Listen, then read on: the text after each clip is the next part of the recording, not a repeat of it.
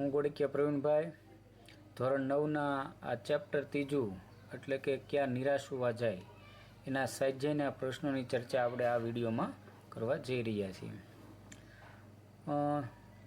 વધારે સમય આપણે નહીં પસાર કરીએ અને સીધો જ વિડીયો શરૂ કરતાં પહેલાં તમે જો નવા હો તો ચેનલને લાઇક શેર અને સબસ્ક્રાઈબ કરવાનું ભૂલતા નહીં। क्या निराश हुआ जाए एनो स्वाध्यायનો पहलो प्रश्न है। निम्नलिखित प्रश्नों के एक एक वाक्य में उत्तर लिखिए। पहला प्रश्न, आज समाचार पत्र में कौन कौन से समाचार भरे रहते हैं? तो इसका उत्तर है, आज समाचार पत्र में चोरी, डकैती, तस्करी और भ्रष्टाचार के समाचार भरे रहते हैं। दूसरा प्रश्न, देश का वातावरण आज कैसा बन गया है? तो देश का वातावरण आज ऐसा बन गया है कि लगता है कि देश में कोई ईमानदार आदमी नहीं बचा है। तीसरा प्रश्न, भारतवर्ष ने किसको अधिक महत्व नहीं दिया है? उत्तर, भारतवर्ष ने भौतिक वस्तुओं के संग्रह को अधिक महत्व नहीं दिया है। चौथा प्रश्न, मनुष्य के मन में कौन कौन से विचार है? उत्तर, मनुष्य के मन में काम, क्रोध, लोभ, मोह आदि विकार है। पांचवा प्रश्न, भारतवर्ष किसको धर्म रूप में देखता आ रहा है? तो उत्तर है, भारतवर्ष कानून को धर्म के रूप में देखता आ रहा है। छठवां प्रश्न, बस कंडक्टर क्या लेकर लौटा था? उत्तर, बस कंडक्टर खाली बस लेकर तथा लेखक के बच्चों के लिए पानी और दूध लेकर लौटा था। स्वाध्याय का दूसरा प्रश्न है, निम्नलिखित प्रश्नों के दो वाक्यों में उत्तर दीजिए। इसका पहला, लोगों में महान मूल्यों के बारे में आस्था क्यों हिल गई है? तो इसका उत्तर है, आजकल ईमानदारी और परिश्रम करके जीविका कमाने वाले श्रमजीवी पीस रहे हैं और झूठ तथा फरेब का रोजगार करने वाले फल फूल रहे हैं। इसलिए लोगों में महान मूल्यों के बारे में आस्था हिल गई है। प्रश्न 2, लेखक क्या देखकर हताश हो जाना उचित नहीं मानते?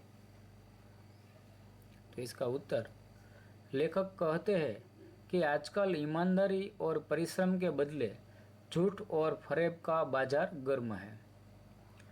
ऊपरी दिखाई देने वाली इस मनुष्य निर्मित स्थिति से लेखक हताश हो जाना उचित नहीं मानते।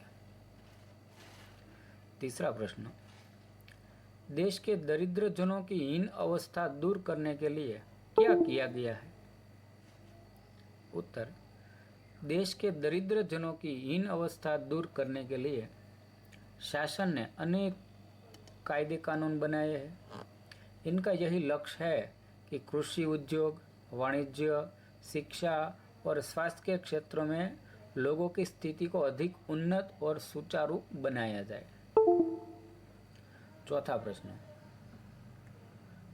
कविवर रविंद्रनाथ ठाकुर ने प्रार्थना गीत द्वारा भगवान से क्या याचना की है? उत्तर, कविवर रविंद्रनाथ ठाकुर ने अपने प्रार्थना गीत में भगवान से यह याचना की है कि संसार में केवल नुकसान उठाना पड़े, धोखा खाना पड़े तो भी मैं विचलित न हो। ऐसे अवसर पर भी हे प्रभु, मुझे ऐसी शक्ति दो कि मैं तुम पर संदेह न करूं। स्वाध्याय का तीसरा प्रश्न, निम्नलिखित प्रश्नों के 5-6 वाक्यों में उत्तर लिखिए। इस मुद्दासर का पहला प्रश्न है, लेखक का मन क्यों बैठ जाता है? तो इसका उत्तर है, हमारे देश के अखबार चोरी, डकैती, तस्करी और भ्रष्टाचार के समाचारों से भरे रहते हैं। राजनीतिक दल एक दूसरे पर आरोप प्रत्यारोप लगाते रहते हैं। ऐसा लगता है कि जैसे देश में कोई ईमानदार ही नहीं रह गया। लोग हर व्यक्ति को संदेह की दृष्टि से देखते हैं। जो जितने ऊंचे पद पर है उनमें उतने ही अधिक दोष दिखाए जाते हैं। सब अपने अपने स्वार्थों में लिप्त है। देश के हित की बातें बहुत कम हो रही है। देश और समाज की ऐसी दशा देखकर लेखक का मन बैठ जाता है। दूसरा प्रश्न है, भारतवर्ष को महामानव समुद्र क्यों कहा गया है? इसका उत्तर, भारतवर्ष एक प्राचीन और विशाल देश है। सदियों से यहाँ अनेक जातियाँ आई और यही बस गई। विदेशों से अनेक धर्मावलंबी यहाँ आए और यही के होकर रह गए।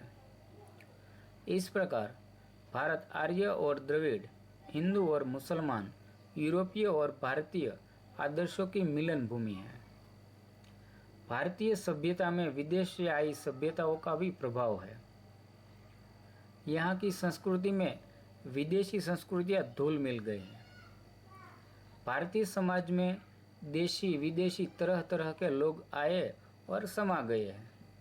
इसीलिए भारतवर्ष को महामानव समुद्र कहा गया है। मुद्दासर का तीसरा प्रश्न है, धर्म को भारतवर्ष में श्रेष्ठ क्यों माना गया है? तो इसका उत्तर, शासन और समाज की सुख सुविधा के लिए सरकार तरह तरह के कायदे कानून बनाती है, लेकिन भारतवासियों की दृष्टि में धर्म कानून से बड़ा है। धर्म के कारण ही अब भी सेवा, सच्चाई, ईमानदारी और आध्यात्मिकता आदि बने हुई है। धर्म के भय से मनुष्य झूठ और चोरी को गलत समझता है। धर्म बुद्धि के कारण ही लोग दूसरों को पीड़ा पहुंचाना पाप मानते हैं।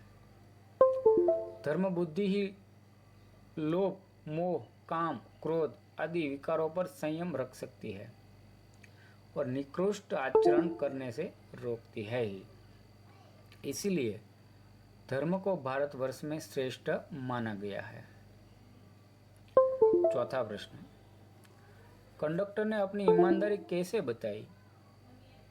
इसका उत्तर है, एक बार लेखक सपरिवार बस यात्रा कर रहे थे।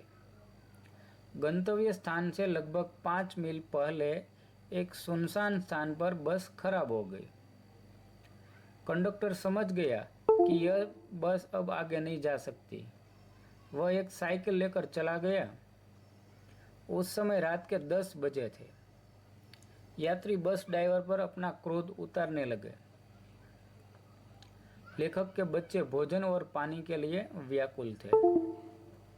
यात्री ड्राइवर को मारने के लिए तैयार हो गए। उसी समय बस कंडक्टर एक खाली बस लेकर आया। यात्री उसमें सवार हो गए। कंडक्टर लेखक के बच्चों के लिए पानी और दूध भी लाया था।